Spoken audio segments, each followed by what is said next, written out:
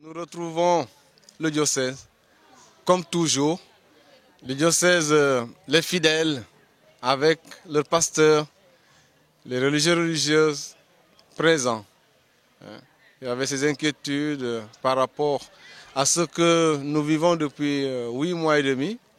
Mais voilà, les fidèles sont venus avec les pasteurs, avec les religieuses, pour une dimension toujours de célébration pour l'année. C'est très bien commencer une année pastorale avec une célébration, avec une ouverture, je veux dire avec une communion qui donne la force pour que chacun parte et serve dans son milieu, la paroisse, les communautés de base, dans les familles aussi.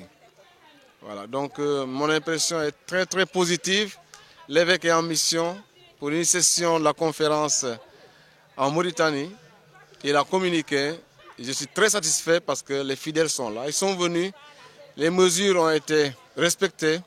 Et donc, je pense que c'est bon aussi pour ce que nous souhaitons dans les célébrations au niveau de nos communautés, au niveau de nos paroisses. Voilà, je pense que le directeur des œuvres, l'abbé Serge Otis-Sambou, partage le souci de nos communautés, de aussi notre pasteur, Monseigneur Paul Abel, et de ceux qui ont en main les orientations, les directives de la pastorale dans le diocèse.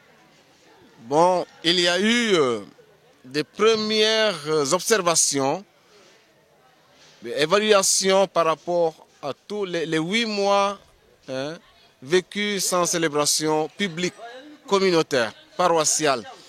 Et l'inquiétude est venue du fait qu'il y a eu commencement de dispersion ou de satisfaction.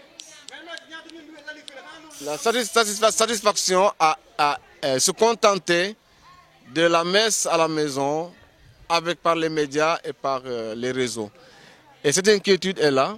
Et je pense que le message de l'abbé, qui est au cœur aussi de la pastorale des jeunes, des mouvements, des associations chrétiennes, est là parce que c'est un reflet de la vie de l'Église.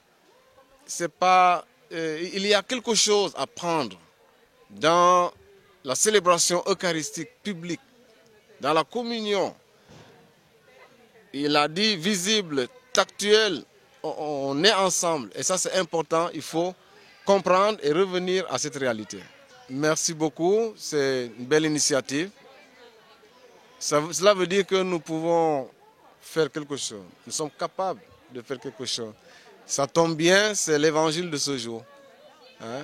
Et la première lecture, la femme qui vraiment peut faire quelque chose de très grand pour son mari, pour sa famille, ses enfants, pour son foyer. Ce sont ses talents que l'homme n'a pas forcément. C'est l'évangile des talents que le maître a donné à ses serviteurs à développer, à fructifier. Vous, aujourd'hui, vous vous rendez compte, nous nous rendons compte que vous avez un talent, vous avez quelque chose qui est entre vos mains, qui est dans votre personne et que vous pouvez développer pour vous, mais plus pour les autres aussi, pour notre communauté et pour les sympathisants et pour les personnes de bonne volonté, parce que nous ne sommes pas seuls à suivre, à écouter cette transmission, ce que vous développez. En tout cas, courage. J'espère qu'il y aura l'occasion. Monseigneur Paul va vous bénir. Il faut demander la bénédiction. Nous prions pour vous. Il va prier pour vous aussi. Et continuez. Ce n'est pas facile. Il ne faut pas démissionner au premier problème. Nous, les Sénégalais, dès qu'il y a un petit problème, on change. C'est fini.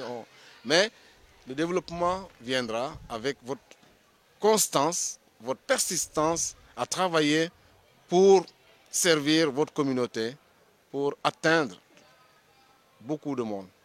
Voilà. Merci, soyez bénis. Merci.